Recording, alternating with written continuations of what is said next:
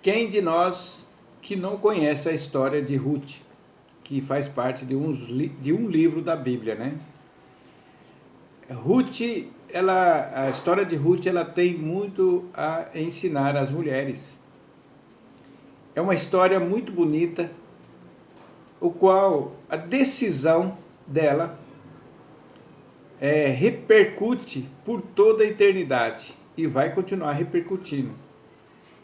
Ruth era uma moabita, não fazia parte do povo israelita, e ela se casou com um israelita que fugiu lá de Israel por causa da fome, e a sogra dela se chamava Noemi. E o infortúnio bateu naquela família. Acabou morrendo os dois filhos de Noemi, e entre dois filhos de Noemi tinha a Ruth, que era moabita, e uma outra chamada Ofra. E Noemi certamente mostrou o Deus de Israel para elas, né? Mostrou o Deus de Israel para elas. E quando morreu os filhos de Noemi, elas chegaram numa encruzilhada, no qual elas deveriam tomar uma decisão. E qual foi a decisão de Ruth, né? Ruth falou assim: não, eu quero continuar com a senhora, eu quero continuar com o seu povo, eu quero continuar com o seu Deus. Enquanto que Ofra andou nos caminhos de Deus até um certo tempo. E aí ela voltou para o povo dela e para os seus deuses, né, que era um povo pagão. E aí termina a história de Ofra. Só aparece ela nesse episódio. Mas Ruth, ela foi recompensada. Por quê? Porque dela veio o Salvador, Jesus Cristo. Dela descendeu o rei Davi. A linhagem dela é a linhagem do Messias. E eu imagino hoje na eternidade, onde Ruth está e onde Ofra está. O que Ofra perdeu por um momento, enquanto que Ruth decidiu seguir os caminhos de Deus. E aí ela foi recompensada. E pensando sobre Ruth, nós temos também uma outra mulher chamado lá de Jericó, né? Raabe, a prostituta. Lembra de Raabe? A prostituta também resolveu seguir os planos de Deus, as leis de Deus. E ela também faz parte do Messias. Ela entrou na linhagem do Messias. Então, o que eu estou querendo dizer isso aqui? Com as decisões que elas tomaram, as repercussões são eternas, para o lado positivo e para o lado negativo, né? E às vezes eu converso com algumas pessoas e eu pergunto para elas assim: você lê a palavra com frequência? Ah, eu não tenho mais tempo. Meus amigos, meus irmãos, quando uma pessoa diz isso, olha, eu não sei nem explicar como que eu fico. Porque essas palavras, ela vai ter repercussões eternas. Você dizer que não tem tempo para Deus. Esses dias eu conversei com uma pessoa, disse para ela assim: você não era mais a mesma com a sua caminhada cristã. Por causa das correrias, não sei o quê. Eu fiquei pensando, será que ela tem noção do que ela está falando? Será que ela tem noção que Deus está vendo o que ela está falando? E aí eu estou vendo essa pessoa se distanciando. E interessante que quando nós falamos isso, se você ou as pessoas falam isso para as pessoas, e elas vêm com uma desculpa, é um péssimo sinal. É um péssimo sinal. Por quê? Porque elas não vão voltar novamente à leitura. Elas vão continuar cada vez mais distantes.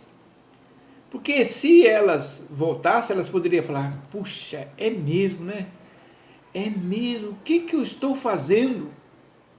Não está certo isso aqui, eu vou corrigir isso aqui. Mas não, olha, eu não tenho tempo, eu tenho meus contatos com Deus, sabe? Então quando eu vejo pessoas dizerem isso, eu fico falando assim, meu Deus, ela vai se distanciar muito mais ainda. Muito mais ainda. E no caso de Ruth, ela se aproximou cada vez mais de Deus. Tudo que Noemi, a sua sogra, viúva, falou para ela fazer, ela fez, né? E a palavra de Deus fala que Ruth foi abençoadíssima. Deus abençoou a vida dela. Mas eu vejo as pessoas que, às vezes, por causa das distrações do mundo, ela abandona aquele enchimento da palavra. Ela fica mais tempo nas redes sociais, mais tempo ouvindo colegas, familiares, do que a própria palavra de Deus. Não tem tempo. Quando ela fala isso, ela dá brecha para o inimigo entrar na vida dela. Aí que o inimigo vai afastar ela mais ainda. E quando for no dia do juízo final, quando essas palavras vierem à tona, né? Eu fico muito preocupado com esse tipo de pessoas. Ah, mas eu não preciso ler todos os dias. Você não come todos os dias? Você não acorda de manhã, você já não come? E eu não me conformo como que tem gente que fica dias e dias sem ler a palavra. Eu falo, essa pessoa, como que está a vida espiritual, o corpo espiritual dessa pessoa? Deve estar raquítico, se já não estiver morto. Porque existe uma coisa que o diabo coloca que chama-se a religiosidade. E ela não tem mais vida em si mesma, porque ela lê a palavra, ou então às vezes ora, só como um ritual de descarrego de consciência. Isso para Deus não vale nada.